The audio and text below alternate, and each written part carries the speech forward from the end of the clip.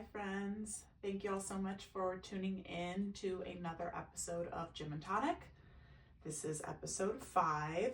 Unfortunately, Robbie and Jairo couldn't be here today. They are just busy.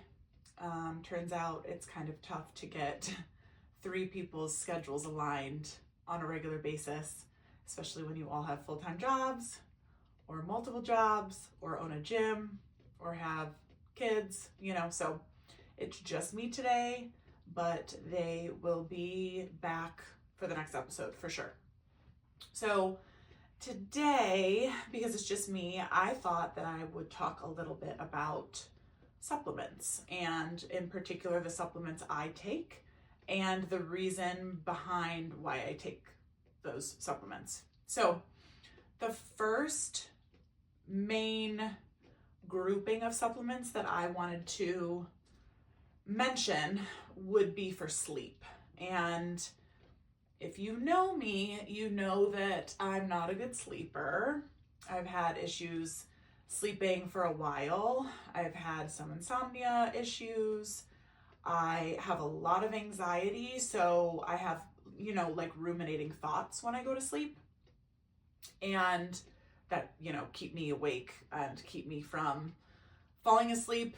I know some of you are, maybe similar in that way where, where you lay your head down on the pillow and immediately you think of everything bad in your life that you've ever done. Like, hey, remember that time when I was 15 years old and I did this stupid thing? Like, it's ridiculous. And that's absolutely my reality. So, I have been pursuing the perfect sleep cocktail for most of my adult life. And I do have some recommendations. Now, this is not going to necessarily mean that you never have another night of poor sleep, certainly, but it can definitely help. So the main supplements, the non-negotiables that I take every single night are magnesium and theanine. Okay.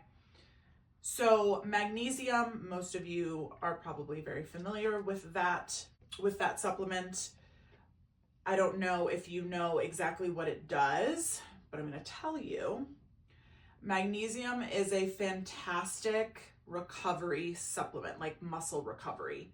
As we know, it's technically an electrolyte, right? So it, if you're taking electrolyte packets, magnesium is going to be one of the things that electrolyte packet is going to have in it, in addition to potassium, in addition to sodium, etc. So, magnesium helps to repair your muscle tissue, okay? And something that I personally really notice beyond the sleep benefits would be if I don't take magnesium, I'm like training, like I'm running on a consistent basis, my legs, I feel like never feel recovered. Like I get, and I've always been prone to muscle cramps. Like when I was in high school, you know how they call, those aches and pains that you sometimes get when you're in middle school, high school, they call them like growing pains, right? I had the worst growing pains of anyone I knew, truly. I mean, it would keep me up at night constantly, just my legs throbbing. And so, I've told doctors this before, and they have said that there are just people that are more prone to that. And I guess I'm one of those people. It's one of those things that I often get as a side effect when I'm taking like a steroid medication or something, is like my legs constantly ache. So anyway, speaking of magnesium, if I don't take magnesium on a regular basis, my legs just constantly ache. So if you ever have that experience, I am telling you, start taking magnesium. It will be a game changer for you.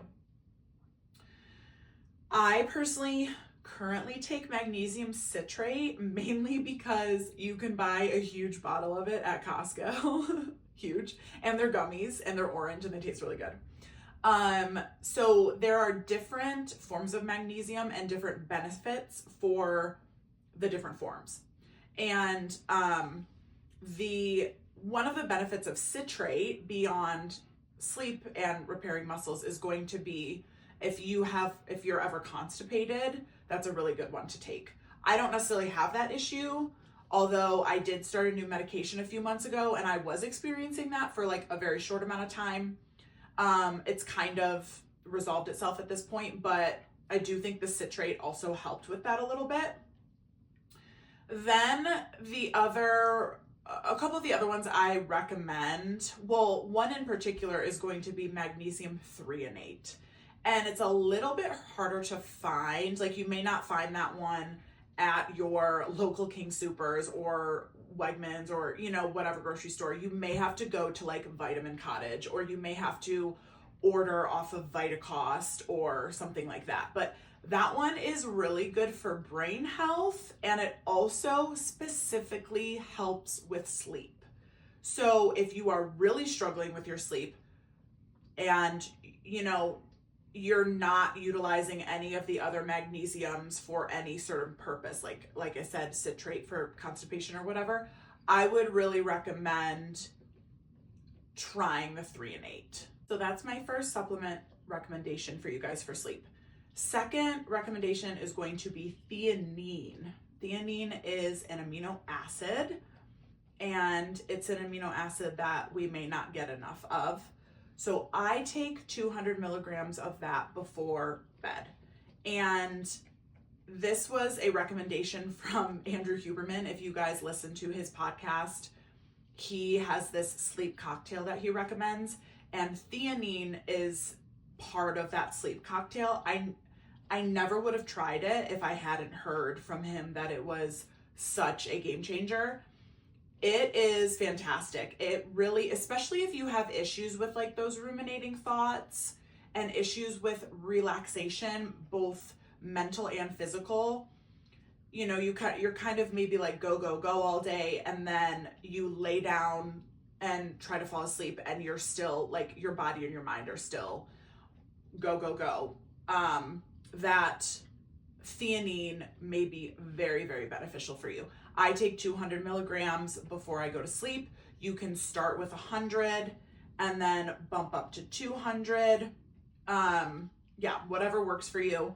I don't believe there are any side effects, although everybody's a little bit different. You may have to look that up.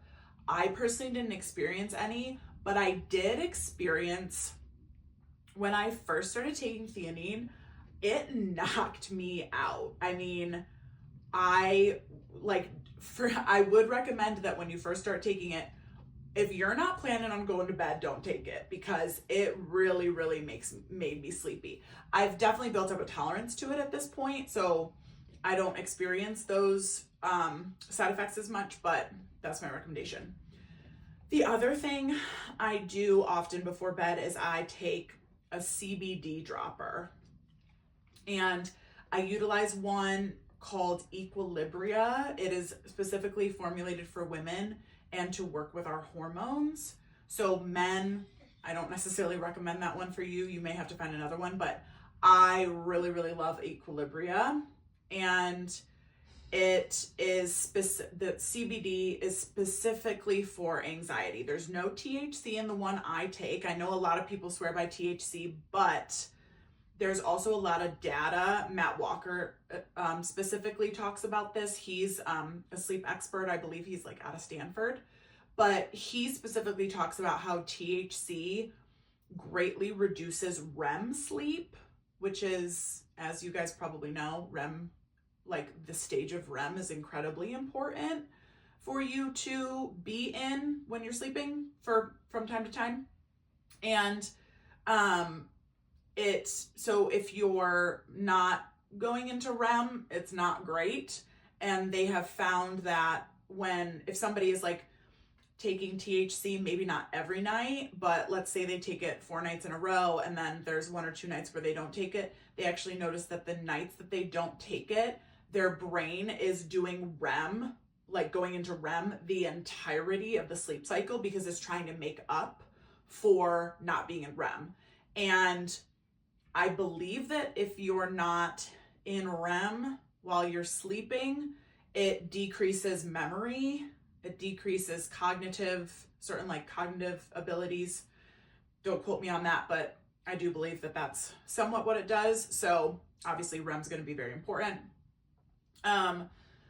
So don't recommend THC, but I do recommend CBD. Dr. Matt Walker also recommends CBD. That it does not have the same effect as THC with regard to it affecting REM sleep, and it really does help my anxiety. So if you guys aren't opposed to CBD, and you have issues with anxiety and falling asleep and those ruminating thoughts, I really do recommend it. I just personally have noticed that CBD or THC or any of the marijuana compounds, they take a while to hit me. So I need to take a dropper like at least 3 hours before bed, or else it's almost like I didn't take it. If I take it an hour before bed, half an hour before bed, it's not going to hit me for a few hours. And I really need it for that falling asleep period. Because like I said, that is, that's when I have the issues mainly. So those are the sleep supplements I recommend. You can, of course, take melatonin also, especially if you're like, let's say you're flying to a different time zone. Melatonin is really good for you to take if you're like jet lagged, or you're trying to like set a new sleep time for yourself because you're going to be in that different time zone for a while. Like when I fly to New York from Denver, I'll take melatonin to try to like reset my sleep schedule for when I'm in New York. But melatonin may not be great to take long term for multiple reasons. First of all, some people can't tolerate it. I talk to a lot of people who say like even the next day, it has made them super drowsy when they wake up. So they feel like they can't function as well the next day. Also, it has been shown to possibly increase estrogen levels beyond what they should be, and then long-term use of melatonin can decrease the natural amount that your body makes. So just keep those things in mind. That being said, sleep is also very freaking important. And if you haven't slept in a week or two, take some freaking melatonin. Okay, so we went over sleep. One of the next supplements I'm going to tell you about, and this is for muscle building.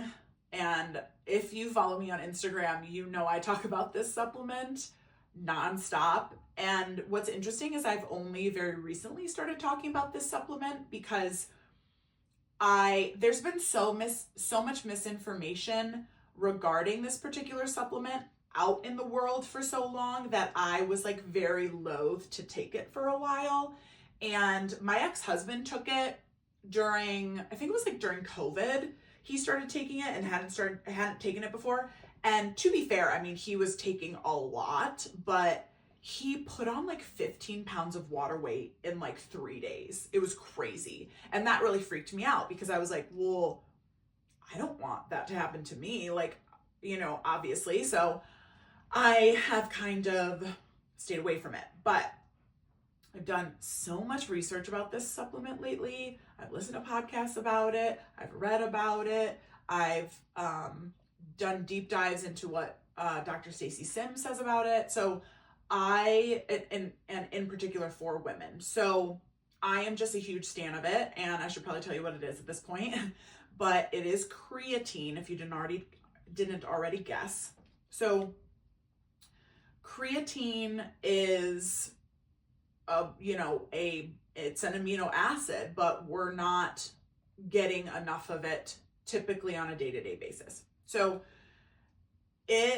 you can get it in many different forms, powder form, you can get it in gummies, and women are suggested to take between 3 to 5 milligrams per day. I believe men, it's between like 5 to 10 milligrams per day.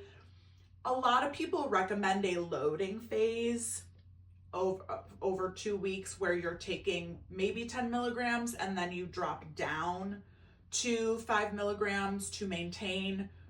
Although certain experts say you don't have to do that. So I would say, like, if you are considering creatine and you're curious about the loading phase, definitely do your own research on that. But creatine is so incredible for muscle repair. It's incredible for muscle building. It increases like levels of hydration in your body because your muscle does hold on to more water, which is why they say you do gain quote unquote water weight when you take it. But again, if you're taking 5 milligrams or 3 milligrams, you shouldn't notice a huge difference. And honestly, it's a good thing because your muscles are holding on to more water, which means that they are going to repair faster and you are just further benefiting your muscles, right? So not a bad thing to hold on to a little bit of water weight. Yeah, creatine is just so fantastic. I personally have noticed multiple benefits from it, and this is also not like, people know about this, that creatine is not just meant for people who work out. Like, everyone should kind of be taking it. And the reasons for that is that there are so many cognitive benefits, there are sleep benefits, there are mood benefits to it. I personally noticed that, like, so I have a lot of trauma in my past, and that has caused some memory loss. And so because of that, I have some trouble with my memory, especially short-term memory. So I have noticed a really big benefit with memory. I have noticed a benefit for something called word finding, which is basically, you know, like you're doing a podcast or you're talking to somebody and, you know, you try to go to say something and you can't find the word that you're trying to say, right? That happens to me all the freaking time. I've noticed a huge benefit with that. It's just, it really is an incredible supplement. You will recover from your workouts faster and better. You will be able to, like, there are endurance benefits, right? So, hi, Spider-Man. Come and join me. Will you lay down, please? Thanks, bud. I love you. There are endurance benefits. So, like, it's not only weightlifters who should take this, right? Runners, triathletes, cyclists, endurance athletes will really, really benefit from creatine also. I especially notice it when I go to the track and do like a running workout. I feel incredible, honestly. So that's probably my number one supplement I'm going to recommend out of all of the ones that I'm going to mention. Creatine is probably number one, honestly. Okay. Let's think about what else I take. I take zinc because it helps you not get sick. You know, like, it helps your immune system. So I take zinc, not necessarily like a big one that I would necessarily recommend. I mean, I like it, but it also, I think it improves kidney function. And I got rhabdomyolysis a few weeks ago, which some of you may know. And it was rough. So I had taken a break from zinc because I've also heard that you can sometimes like overdo zinc, and that's not great either. So I had taken a little break from taking it but I started taking it again when I was having some kidney issues from the rhabdo. And I do think, like, I started taking it about a week after I got the rhabdo, and I did notice that from that point on, I felt like I started to improve quicker. So I do like zinc. I take fish oil every single day unless I'm eating fish that day, and then I don't worry about it. But omega-3s are incredibly important. We get a lot of omega-6s in our diets, right? So that's going to be more in like seed oils and like you know, the kind of like the not great oils that you're eating on a regular basis, but you need omega-3s. Those are the omegas that are going to really improve, like they're good for depression. They're good for hormonal health and like the health of your brain and neurotransmitters. Okay, so fish oil, that's a great one. Let me think about what else I take. Oh my God.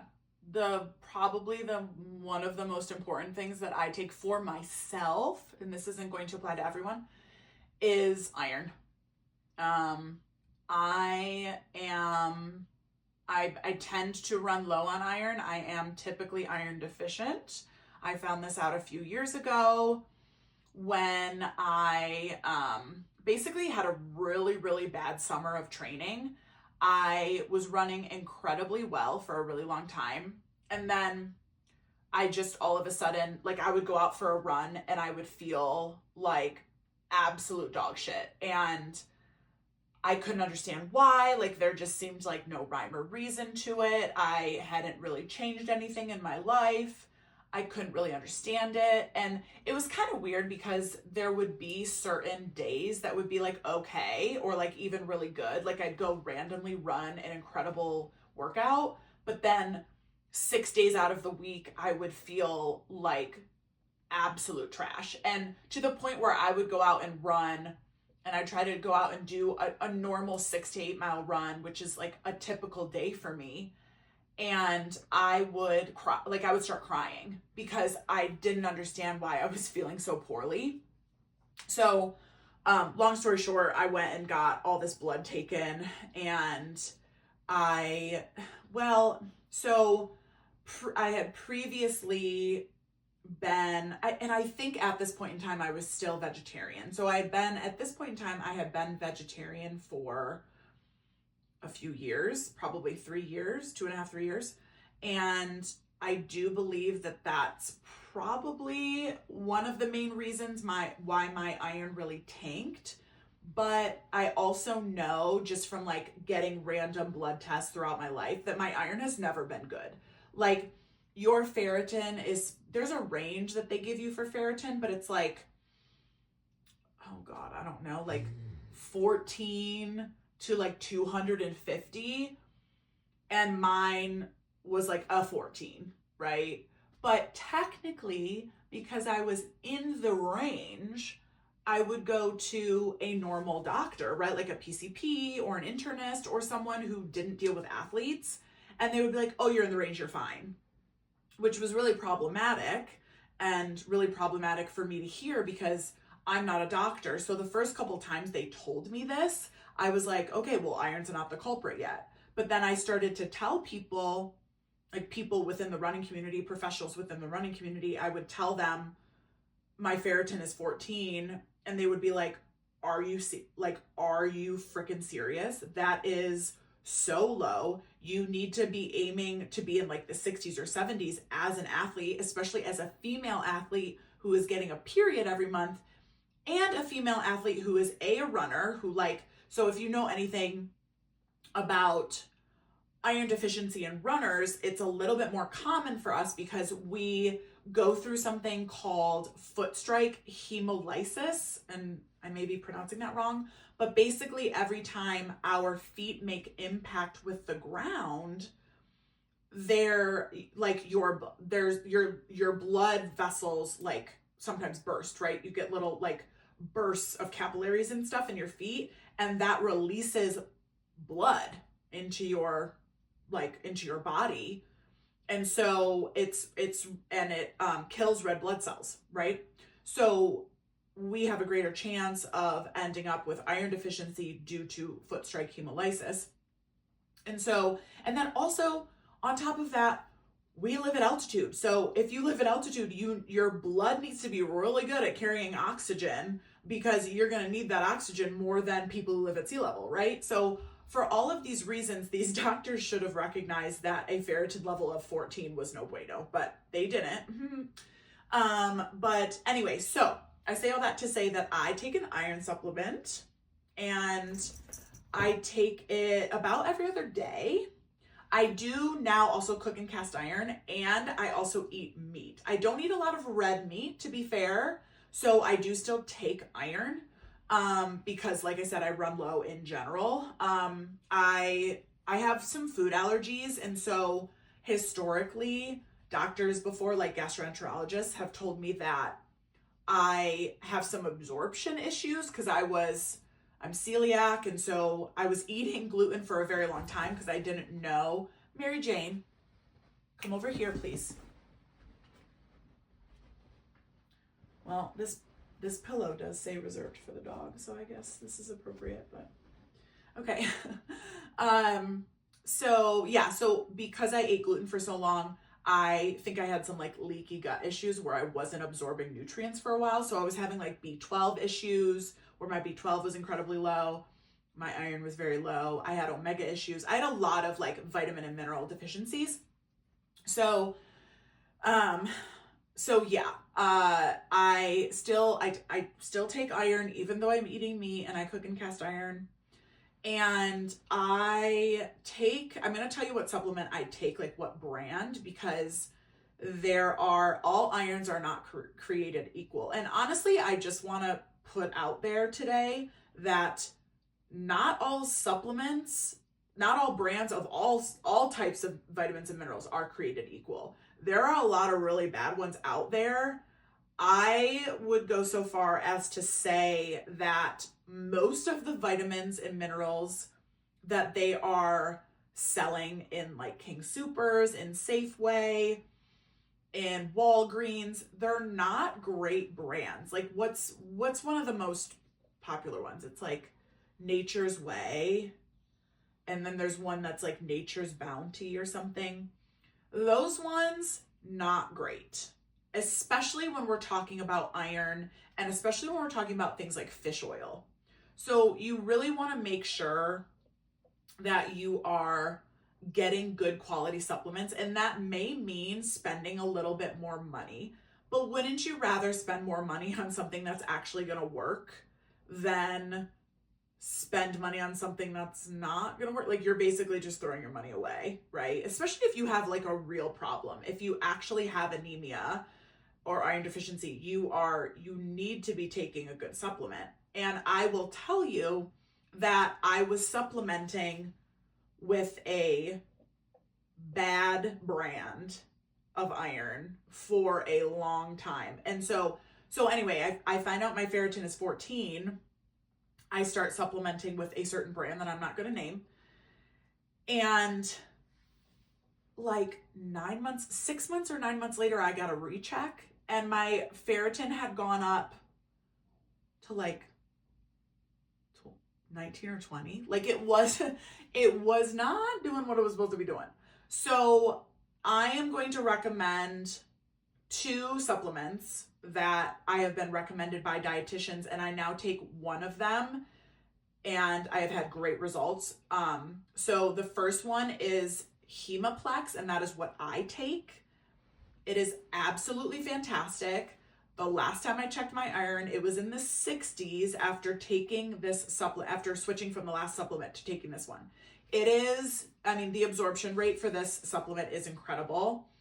Don't take iron. You're not supposed to take it with milk. Like don't take it around a bunch of dairy milk or whatever. And then don't take it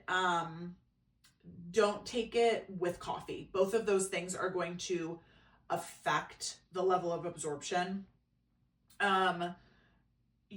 It is beneficial, however, to take it after exercise. So like post run if you're a runner, is a really good time. And I guess the window is about 2 hours. So 2 hours post run is a really good time to take your iron, for absorption purposes. So keep that in mind if you need some iron. And then the last supplement I take is vitamin D. And that is because I live in a state that has a winter and I'm not outside all the time all winter long. In the summer, I greatly reduce my amount of vitamin D that I take because I am out in the sun most every day. And I don't have as many clothes on, right? So that's the other thing, is you have to consider if you is your skin absorbing some of this, like the vitamin D from the sun. If you're out there in a parka and like a snowsuit every day, you're not absorbing vitamin D, right? And vitamin D is so very important for so many things. It's a really good mood booster. It helps with absorption of many different vitamins and minerals, including calcium, including iron.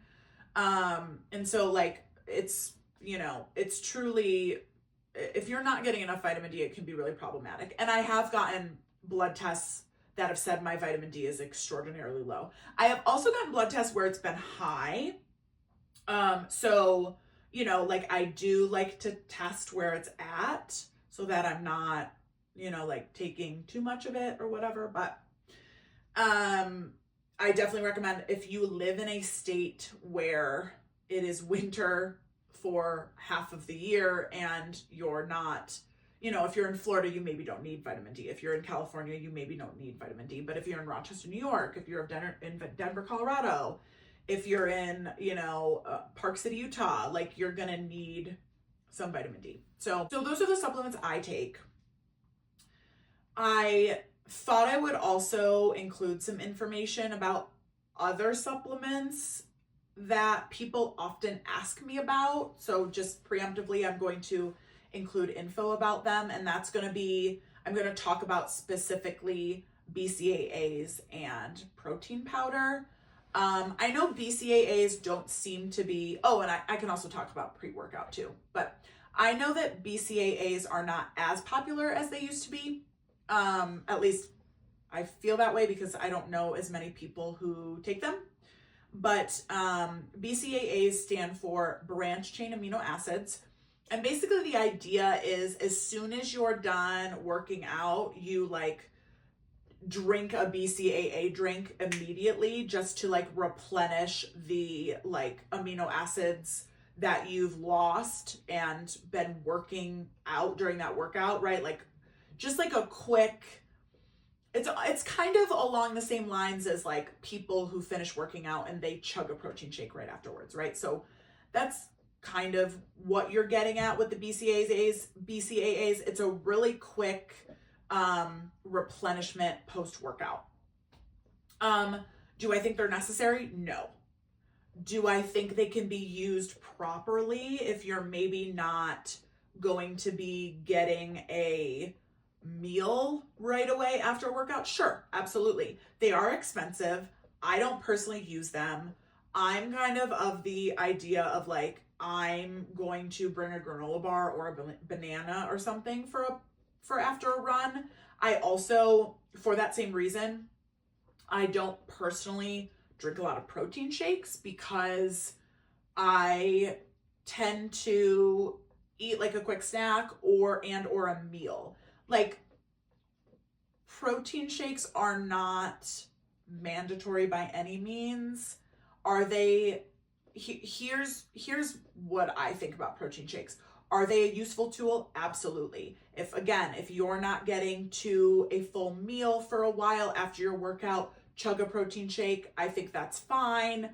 I think that's absolutely fine, right? There used to be kind of a school of thought that like the quicker that you can get that, you know, that protein shake in, the better. That's not necessarily always true, especially for men. Men have like a greater window for post-workout fueling. Women do need to get something within half an hour, so it might be a good idea for us. But I also am like a big fan of real food. Like that's just how I feel. Again, protein powder can be really expensive.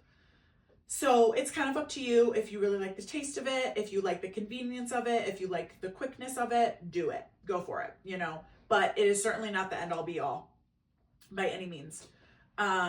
Also, I would look out for the type of protein that you're eating. There's a lot of them with a lot of fillers, a lot of sugar that aren't necessarily going to support your goals and your gains, right? Do I drink protein shakes sometimes? Absolutely. Especially more during the summer because I enjoy a smoothie more. I'm definitely not the type of gal that just puts protein powder in water and shakes it up and chugs it. Like that's just not my vibe. I I can't tolerate whey protein powders because they're rough on my stomach. So I do the vegan ones, and the vegan like pea protein ones, they're just not as good. And so in a glass of water, like, no thanks. I need to be mixing it in a smoothie with like milk and fruit and yogurt and, you know, almond butter or whatever. So that's my take on protein powders. If you want to, if you want them, if you, you know, if you want to eat them, eat them. If you don't, don't. And then, oh yeah, pre-workout. So I don't know a ton about different pre-workouts. I obviously know the inclination toward taking them is to get yourself like, you know, feeling motivated, feeling pumped up, giving you a little burst of energy pre-workout. That's fine. I personally, again, like all of these supplements are going to cost money, right? So we don't want to just be throwing our money at the wall for buying, you know, anything and everything because Susie down the road told you to. I definitely think that it's important to consider the benefit of said supplement and whether it is worth it to throw your money at it, right? Like, is this really going to help me? Is this going to fuel my goals, my gains, etc. So I personally don't take pre-workout.